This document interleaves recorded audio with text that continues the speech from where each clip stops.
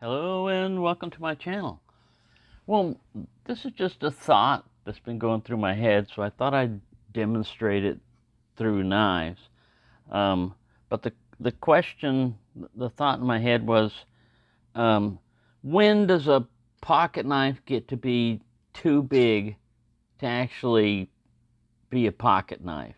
You know, what's the main parameter that affects it? Now, I know a lot of people are going to say weight, you know, and I know this because I happen to have lived through a lot of the evolution of the pocket knife, and this is the auto version, but a buck 110 weighs 7.5 ounces. And for many people, see the sheath, for many people that was just too heavy. It'd start tearing up your pockets, you know. And that has a lot to do with it too, because in the wintertime, if you've got a coat, you can put a big old knife in your pocket. So part of it is weight and part of it is size. But as an example, you know, this is the Kudu. Some people were talking about this ring, you know, that it would freak them out and they didn't like it. Well, you can remove it, but then you'd have a hard time getting this thing to unlock, you know, or to close. But I find it useful when this thing is sitting up right in the back pocket. See how your finger can just grab that and pull it out. And if it does happen to go down and rest in your pocket like this, you can pull it out. But this thing is light. This thing is light but long. You know, so if blade length is something for you, you can go the light but long. Now, some of them, you know, like the Marbles folding safety, you know, type of knife. This hasn't been cleaned up. I cleaned this up for videotaping. But, you know, this is a pretty big knife. What I was basically thinking of is, at what point does it reach where you'd be better off having a fixed blade? Because, you know, if you have a fixed blade, well, I was using this one earlier, just looking at this stuff. This BPS knives from Ukraine. Right? I was comparing this one to like the clasp knife. If you look at the clasp knife, it's a pretty big knife. I'll have to put the weight down. It's getting up there in weight. But look at it compared to a fixed blade. It's actually longer than the fixed blade. And when it folds down, you have basically the same amount of blade, you know. Of course, one's Scandian and the other isn't. But when you fold it down, you've got the compactness. You know, yeah, this is non-locking. You know, so I'm just saying, there's reasons that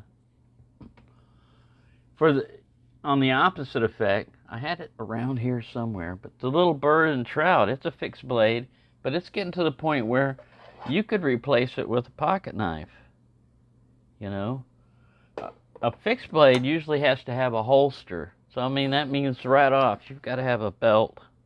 Gotta have some way of attaching it, you know, to your body. You gotta have a sheath, you know, and all that.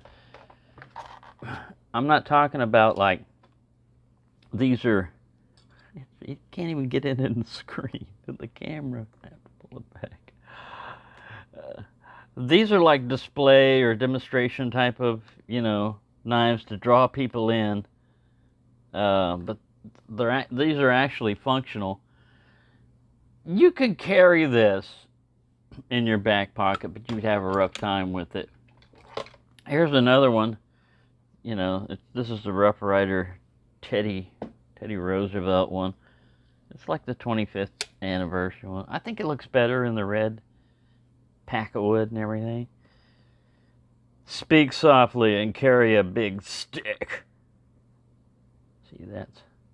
He's advocating violence there, I think, you know. It's like, hey, times were different back then. See, that's what we're talking about. Times were different. The original Like I said, you can do some heavy duty spaying with this sucker. All right. Oops. We turned the light completely off. I knew it was dark in here for some reason. We're just going with this one light. There we go. So, yeah, these are, because of their size and everything, are more for display and everything. You can use them. You can carry them. You definitely could use a sheath for something like this if you're going to be packing it, you know. Ooh, that gives me an idea. I haven't tried this yet. I don't know if this is going to work. This is something we're going to find out. It's too big. It's way too big. It's way too big for that sheath. Yeah, I was just thinking, though, that's something you could do if you wanted to carry this thing around, because it's heavy, you know. So right there, that's one of the limitations I think we've discovered right away is the weight, you know. Like this Recon 1, when I got it, it's big, but it's not heavy. You know, they start going with lighter weight materials and everything. And I've adjusted this one so that, dang, I can do it without tearing my fingers up. I also had sanded this one down when I first got it, because this is some super grippy G10 they've got on here, but I just took a little sandpaper. It doesn't tear up your pockets. Now, this is the Boker Kalashnikov XXL. I carry this one all the time. A lot of times, if I'm going out to do anything and I don't want to, that's kind of the inconvenience. So I have a belt on, but you got to take your belt off. You got to feed the belt through. You got to go through the loops. You got to cinch your belt back up. This, you pick it up off the table, because it's got a clip. You put it in your back pocket. Boom. So the pocket clip, you know, that started going on knives, I think is one of the things that started making knives more practical and more useful for people, you know, because a lot of people, especially, all right, so I grew up in the 60s. I was like 13 years old in 1970, something like that. I was 18 when I went into the military, and that was in 75, so I couldn't have been 13. 14, 15, 16, 17, 18. Yeah, could have been. Yeah, that's right. Yeah, I was 13 in 1970. So the times I was growing up with, we had just traditional pocket knives and stuff. And then Buck started coming around, so we knew about those, and this was one of the first things I carried was a Buck 110. And, but for me, it was never really, you could put it in your pocket, but most time you'd be better off carrying it on a belt. You always knew where it was and everything, and you didn't notice the weight. And I think that's another thing is, after a while, there was a time when people just gave up on belts. Just like, you know, the style of everything changes over the years. You know, if you look at the old days and everything, a lot of people were dressed up in like business suits, just walking around in the day. You know, they had suits and ties and hats. Everybody had a hat, some kind of hat, you know. And as the times changed, like in the 70s, some people didn't even wear belts, you know. Of course, I went in the military, you had to wear a uniform and had to have a belt.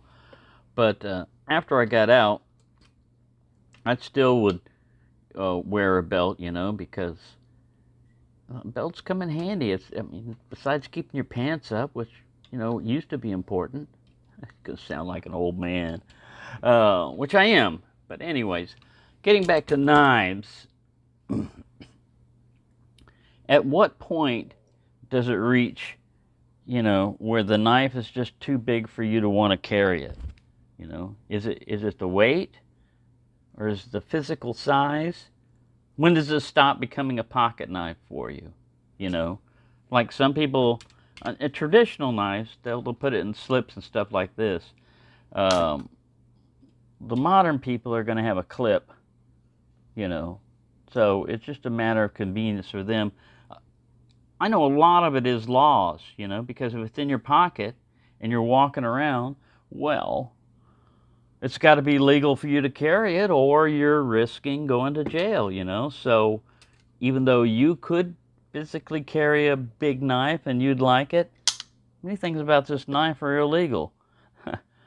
Its size, it's an automatic, you know, all that stuff. So yeah, you could physically, these things fit in the back pocket. You can sit down and barely even notice that they're there. It's so slim and compact. See how much time I'm going. I don't want to go too long because it takes forever to upload. So it can go the other way. You know, you've got fixed blades that get to almost, you know, like swords, where you almost have to have a leg strap with it too, to keep it from flopping around because of things, as long as it goes down to your knee, you know. At what point does that stop becoming, you know, like a fixed blade and a short sword? You know, some of it has to do with length, you know, of the blade.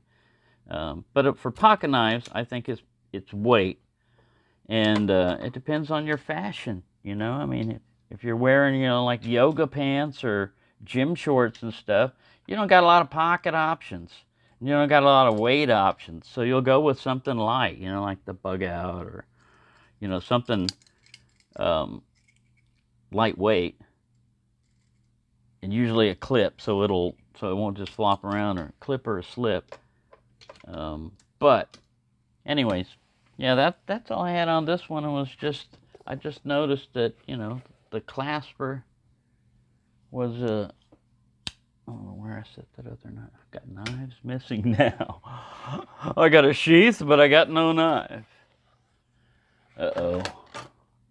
Please stand by. Losing my mind. Thought another black hole opened up and gobbled up this knife. I found it. All right, so if you look at this knife and you compare it to the clasper, your base is flat, thin. It'll fit in your back pocket. All right, I think we've beaten this dead horse long enough. Main panic I just had was finding this. Like, man, where? I said it. I looked all over here. I went, man, come on. I didn't even get up. It's not like I went somewhere and had it in my hand. I moved it to the right over here, where I've got this bench sander and all that. Belt sander, I mean. So, yeah, there you go. I guess, I know a lot of people like to go for ounce per inch, you know. So some people like, if it's 4-inch long blade, it shouldn't be over 4 ounces, you know. Still, you're starting to factor in the length in there, but you're also incorporating weight, you know, as how much weighs too much. When is a knife like too wide? When is it too big? It's the dimensions, you know, start getting involved in it. What's the size of your pocket? You know, that has something to do with it. I wear, you know, like most of the time, BDUs or ACUs, or, you know, military cargo pockets. So there's plenty of room for pockets, front and back. And I take full advantage of them. There you go. I've rambled on long enough. I just want to show you a few different knives. Oh, we didn't deploy this one. I pulled this one out, but I didn't fire him. Man, I would have loved to have had a Buck 110 Auto. They weren't legal when they first came out. People were converting them, but they weren't legal to have. It was like you would get a worse fine for carrying one of those, and they treat it like a gun, you know, sometimes worse. Oh, he's got a switchblade, oh my God. So, all right. Thanks for watching, and have a nice day.